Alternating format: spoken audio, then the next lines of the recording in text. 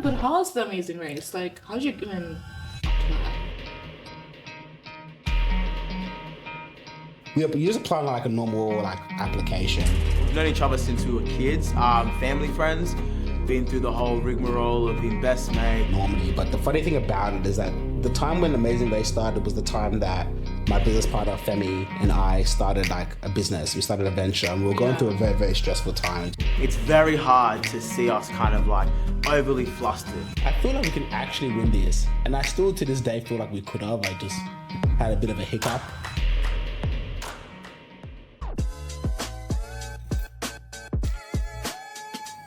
Shalom, hurry up. Coming.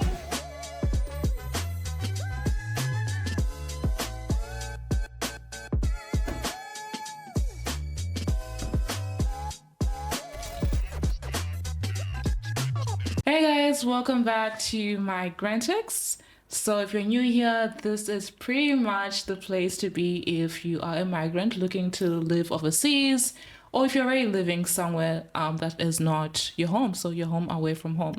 This season is going to be a little bit different. We have guests over, and our first guest here today is Nick. Where are you from? So I'm from Nigeria. I was born here. So my parents are from Benin City, which is like the Edo state. So the tribe that I'm from is Edo, the Edo tribe. Yeah.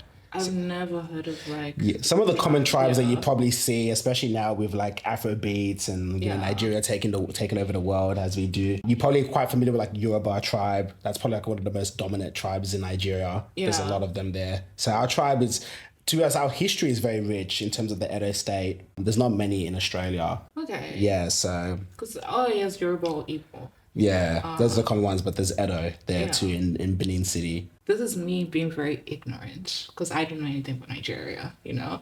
What language do you speak? Is it... My language is Edo. Edo. Yeah. Oh, so okay. that's my language. Yeah, but there's like over like 200 languages in Nigeria. Yeah. So like you know Femi, for example, he's Yoruba. We don't speak the same language. He speaks Yoruba. Yeah. Yeah. So can you actually speak? I can't speak Edo. Okay. And you know what's frustrating about it as well is that because I really wanted to try learn, and I don't know if you've ever. Well, you obviously speak the language, but for maybe some other people, when you ask your parents to teach you, because they never taught me when I was young, and they talk about it now, and they're like, "Oh, that's my biggest regret." So when they try to teach me now, they have no patience. Yeah. So I'm never gonna learn from them. So I'm like, okay, let me go try source my own one. Yeah. And there's nothing online for Edo. There's just Yoruba, Igbo, but nothing for Edo. So... That's crazy. Might as well just search a whole, like... Well, I have no choice now. I have to go to my parents, so... Is it something you actually really want to learn? Oh, 100%. Yeah. It's actually, like... It's always been important to me, but I think as I get older now, I realize, like, that whole...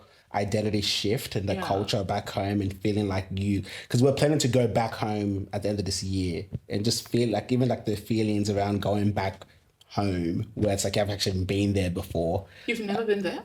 I've never been there, no. So it'll be my first time. Yeah, so it'll be my first time going there. I haven't really met much of my relatives. I haven't met them. I've only met like one. So this will be like a kind of like a fresh start. It's crazy. So it's meant to be home, but it's not. So it's just like even navigating that's been interesting. So yeah, like I'm really like, okay, now I'm like, okay, let's do it. Let's really get like enriched in my culture, my background and everything. I still have been to Nigeria. I've been to Zimbabwe. Oh, yeah. I've been to Zimbabwe and I've been to Malawi. To be honest, you've been everywhere around the world. I've been most places around. I'm not everywhere, but I've been to quite a few places. Yeah. Yeah. And that was because obviously of the amazing race. That played a part, but it wasn't like the massive part of okay, this added to my countries. But yeah. Did it not? It helped me. When else would you have been like to Zimbabwe? Zim? Yeah. It definitely wouldn't be my first place. Yeah. Like it feels weird that I've been to Africa, but I didn't go to Nigeria. Like that feels a bit weird. Yeah. But yeah, no, if I don't know, Zimbabwe probably wouldn't have been on my to-do list for a while. Yeah. Except for like Vic Falls, which was very nice. Like that's why you go there. Do you know, guys, like you talk shit about I don't. Zim. Literally. I don't. I actually like the way Zim operates. Yeah. I love it. Yeah, you go and tell them your story. I'm not gonna tell my story. Yeah. I have no story about Zim. Yeah. Okay. So you did the Amazing Race. I want to ask you about the Amazing Race. Yeah. But you told me when you went to Zim, the way they kind of, like you asked me this, I was just like, I've never seen this before. About how they greeted you in Zim with the whole spit take thing.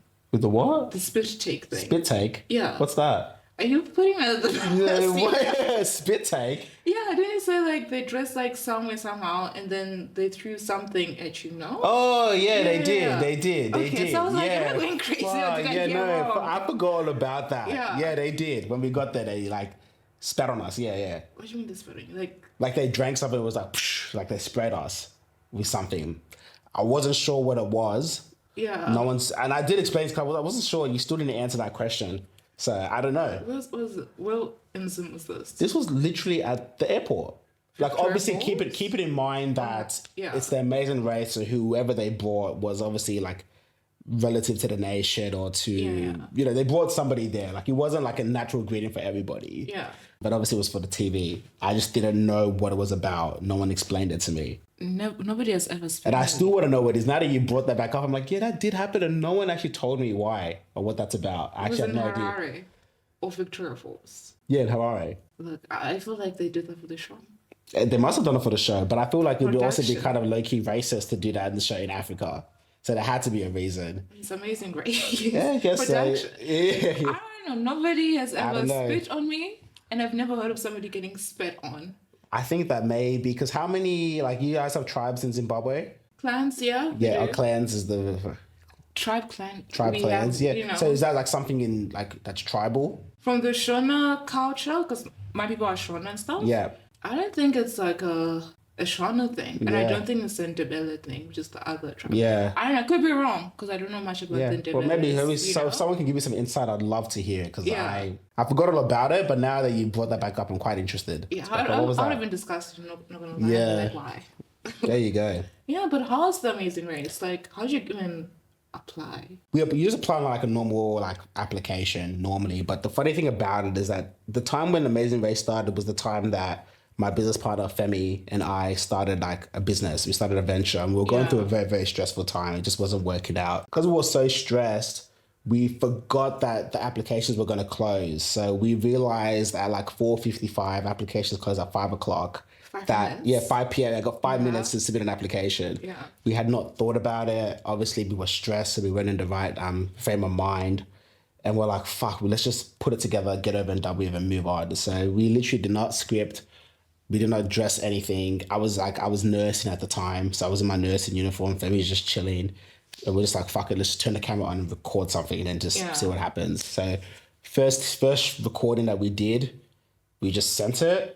And we just probably in our head, we're just like, look, we're probably going to get it anyway. Like, this is so trash. Yeah. Next thing you know, we get caught up for the second audition. And that was like an in-person one. And even still, same attitude. Just very laid back, casual, didn't really think much of it. Like, I dressed, like, this is how I dressed to it. And then when you rocked up there was people that full had their own gimmicks created. Like, they had like, they were like models or princesses, whatever they were dressed up as. They had people with like riding and stuff. They had things full planned. They were like, fuck, we've got nothing planned. We're not even dressed together. And we kind of forgot that this is a TV show with a person, so like I feel like they're kind of looking for those type of things. I felt so we're like, fuck, we're definitely not gonna get it because we're just dressing like this, like nothing, like I'm just walking in the city, I'm just chilling. I'm literally just chilling. But I think that's what they liked about us, because we were just literally ourselves. They were asking like, oh, what are you gonna do with the money? Everyone had like some nice story about like how they're gonna change the world and do all these things. So I'm like, honestly, I don't know. I have no idea. I haven't thought about it. Maybe just pay off my mortgage. I didn't even have a mortgage at the time. Just making up something. I'm like, I've got nothing crazy to do with this money.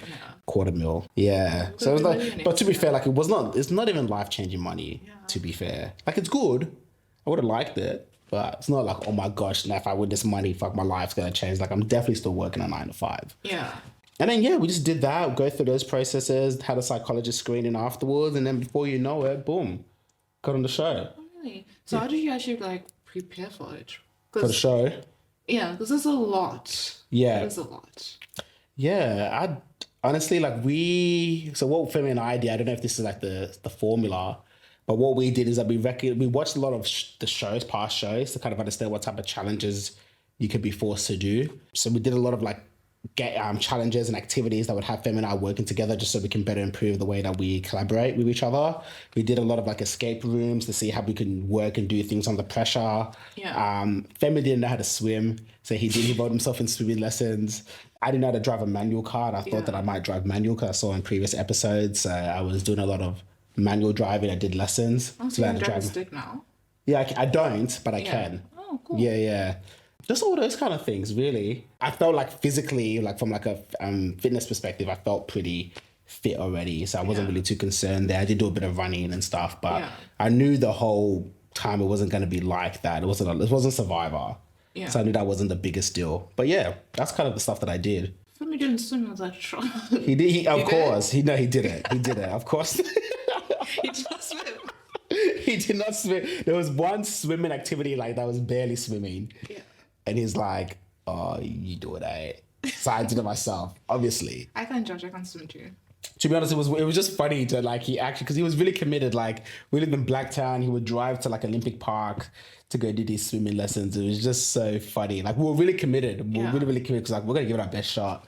And I honestly felt like when we got in, I'm like, I feel like we can actually win this. And I still to this day feel like we could have. I just had a bit of a hiccup that cost us the race, but that's a different story. No, let's get that's a different story. That's a different story. I don't want to. What podcast is this? It's okay to like to remind yourself what happened so that you can. Oh, I know. I've processed it. So process it with us. Like, tell us. Maybe you know what you can do. You can watch it. You can watch. Now, basically, long story short, it was like a roadblock, which meant that only I can do it. I can't get help from anybody else. And the activity was to build sandals, but like you had to build them with like a tire, all these like weird things that you wouldn't normally use to build a sandal. And I'm very shit when it comes to like making stuff. Like I'm very, very shit. Yeah. So I couldn't do it. Yeah.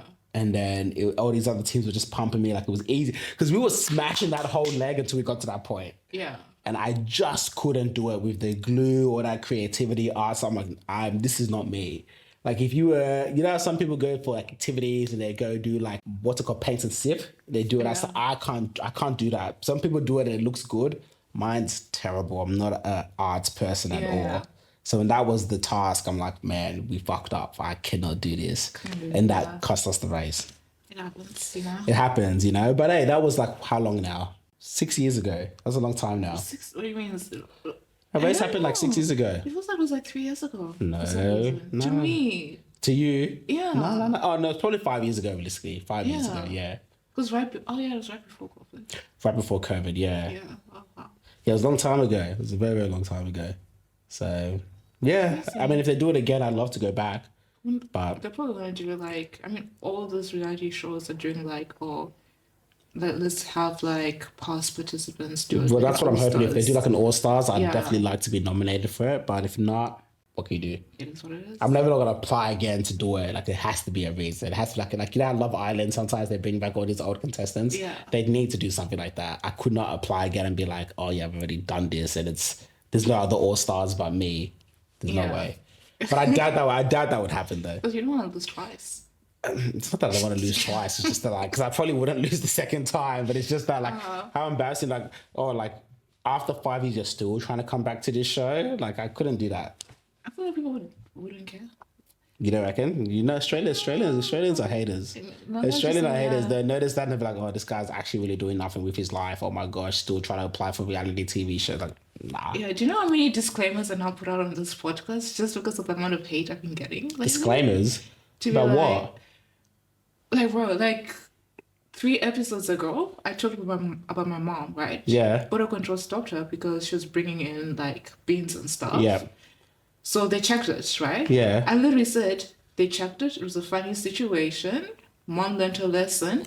Then on TikTok... They're like, how dare you try to bring something like that into our country? Yeah, if you don't like the country, leave. And I'm like, I never said anything. Yeah, you gotta be careful. Like people take everything out of context. That's why I'm like, hey, like, shit. Like, you can cut this whole bit out if you need to because... Yeah, I'm not trying to get any more hate. I love you guys. Australians aren't haters. I take that back.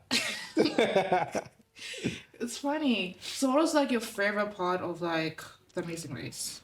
The favorite part? Yeah. Oh, man, like honestly, I don't know. I always get asked that question. What was my favorite part? But there was just so many incredible moments that it's hard to distill it to just one thing. What's your favorite country then? I think my favorite country. I hate to say it, but I think I really enjoyed Zimbabwe. It was actually very nice. I think more so because... Yeah. I don't know why you're lying. I'm not lying. That was probably the best place. It was probably the best part of the race, mainly because it was Zimbabwe and Korea. Those two were very nice. Like Seoul was beautiful, but in Zimbabwe it was just something different. You know, I think just being like an African, knowing what I'm doing there in the country to begin with, and like the host and people that were like catering for us and hosting us, knowing that we were the only black team there, they were just very accommodating to us. Like there were times where, because the way that the show works is that when you're not racing, you're just chilling in your room. Yeah. You can't go anywhere. But the host was very nice to us and like, you know what? Let me get some two girls to take you around Big Fours. And they did that for Femi and I. The dinner was beautiful. The resort we were staying at was amazing, where all like the wildlife was. It was just great. Like it was just a very... What do you mean two girls taking you? Don't worry about it. Okay. Yeah, don't worry about it. You're trying to get visas and I played. But yeah, it was just nice, man. Like it was just really, really cool. My hair was going bush because the whole race goes for 6 weeks. So my hair was going crazy. Yeah. And I'm like, obviously I'm not going to ask for a haircut in Korea. They see this hair and they're like, what the fuck? I don't know what to do with it. Yeah. But in Zimbabwe, I'm like, yo, give me an African guy to come cut my hair. And they got someone to come to the hotel, trimmed it up. It was just nice. It just felt comfortable. And even as we were racing, I felt like I had the support of the locals too. Like it was just cool. Yeah, I really liked it. Because I think it's like being here is just like, you only see black people like here and there. You don't see like a group. A group like that. This is the majority. Yeah. You know what I mean? Like you don't see that here, not at all. Yeah, it's like if anything happens, like I know the country's gonna support you. Yeah, exactly. Even if we're not like the same people, it's like Yeah, they get us. Like it's very like it's easy to empathize with each other. Like we just get it. It's just one of those things where you can't explain it, but like you just know. Because even in Australia, when I'm just walking around, you see another black guy from or black person, doesn't have to be a guy, and there's just that like mutual kind of like, what's up? Never seen you before ever, but it's just like, I know you don't get that. Yeah. Or maybe it's just maybe it is just black guys. I don't really get it from females, I guess, upon reflection. Yeah. Yeah, it's just always that thing. And I remember Sam used to always comment on it because it happened all the time. Do you know what he told me? It was just like, why don't you greet like... She's like, oh, there's a black woman over there. Yeah, but he's dumb. But he probably got that from the fact that every time with me, like I would always greet that. Yeah. Yeah, it's just one of those things. Yeah, in my head, I'm just like, why do I greet a stranger? Yeah. I don't understand. Yeah, that's just one of those things. But it wasn't obviously like I'd come up to you say hi. It was just more so a walking past. It was just like, you're not what's up? Acknowledging Yeah, what's up? Yeah, what's goody? Okay. Yeah, sometimes it's a handshake. It just depends. Yeah. Yeah. But how is it like? Because obviously you grew up here. Yeah. And how did you even come to be born in Australia? Oh man, well my parents had a hell of a story coming to Australia. I think they came there when they were pretty young actually, maybe around in their 20s, I believe. So maybe in the 80s. I believe they came here, like late 70s, early 80s, they came here. Yeah, after my parents migrated over to this country, there wasn't that many Nigerians that migrated over with them. So it was a very small community that came. Yeah. And I remember there was even a time when my dad, they were just living in it. Because you know how, I don't know if you know much, or I don't really know much about it, but from what I've told, like in those days, like everything was super laxed. You know, like in terms of like the ID, Medicare, all that stuff that now if you try to do it, you will get butchered with. It wasn't really super stringent back then. So like of course my parents didn't have any of those things, but it wasn't like something that was classified as like an identification document. So they were pretty, as far as I understand anyway, it wasn't something that they were super strict on. Why did they leave like Nigeria and stuff? Why did they leave? Yeah. They just wanted a better life. Like they just knew that Australia was just going to be like a better life for them. And my mum was like, yeah, this is where we need to be. Of all the countries, I'm like, this like not America, not the UK. Well, I think that my dad was actually he loved China. My dad would always be in China actually. So I don't know if that was on the table. It's actually something I should ask him. But I think Australia just made sense. I think everybody in the community was like, yeah, we'll just go to Australia. It just made sense. Maybe there was something there about the migrated over there, but that makes it easier. I don't know. Or they had connections over there that just made it make sense for them. Yeah. But I remember there was a time, even during that whole time, that my dad actually got caught and they were going to deport him back to Nigeria. So I could have been born in Nigeria too, but he just happened, because he built really good like friendships and communities with people, because people were so nice back then. My dad always tells me, it's like it's very different to how things were now. Yeah. They just really helped him through it. And I think that they were even like willing to like, I don't even know if I should say this on camera, but they were willing to like forge identification documents to say like, oh no, I know this person. We've got a really good connection with each other. Like he's here, to really be able to help my dad get PR And then for me, it's PR to then help my mom get PR. And then that was it. It's a much long story, but they really struggled. They really struggled, like just trying to make ends meet before they got their actual permanent residency. Yeah. Wow. And like, obviously you were born here, so all you knew was Australia. Yeah. Like, how did you like? I don't want to ask like, how did you perceive everything? Because it's very different. Like for me, it's like I came here as an adult. I'm like, yeah, cool. There's a whole other country for Black people. Yeah. Like, if I don't like this country, which I do, I love Australia very much. Yeah. I can always like go back home, you know. But this is your home. No, this is home. Yeah. Yeah. That's right. Yeah. So how did I perceive this? Yeah. How did you perceive like your parents? Obviously, kind of like, I don't say kind of like me, but kind of like very much first gen. Yeah. They know like, oh, this is Nigeria. Yeah. They can go back if they want to go back. I'm assuming. Yeah. But for you, it's just like, oh, you have no concept of that. Yeah. Nigeria. Yeah. I think only now I start to kind of recognize that I have no concept of Nigeria now as an adult. But as a kid, it's like, yeah, this is just where you're at. Obviously, your parents would emphasize that, like, basically Australia, like you're living the dream here. Like if they'd always make comparisons, and the biggest threat would be like, if you keep fucking around or you're getting in trouble, like I'll send you back home. That was like, you don't want to go back there because that's where your whole life will change. So I guess for me, I already had that concept in my mind where it's like, okay, I'm living good here. This is like a country where there's so much opportunity. There's no struggle. We don't have to live in a farm. We don't have to struggle to make ends meet. Like this is all given to you here.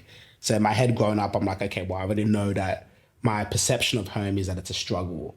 Like this, it's tough back there, and this is good. So everything you want to do is to make sure you don't get deported, go back to Nigeria. You want to stay here. Did you have a strong identity as a Nigerian, or did you kind of reject it a bit? I didn't. I think when I was a kid, obviously like really young, like I'm talking like primary school, when we're so like malleable, when we're just trying to like fit in, you're just trying to belong. I definitely was a stage in my life where I'm like, fuck, like I don't want to be Nigerian, or I don't want like. I remember one time I came home and I'm like, you know, Mom, like, why am I Black? Like, why am I this color? Yeah. Because like at home, it's like you'd get bullied at school for the color of your skin, or you'd always be perceived as someone different. Like even when they look at your hair, like, oh, your hair feels so cool. Like people are like, and people still make comments like that to this day, but it's just a little bit of like a ignorant comment, as in like, oh, okay, like hair shouldn't feel like this, or your hair feels so cool. But it's like, what does that mean? So it's like, is my hair completely different to your hair, because none of you guys respond this way to that hair? So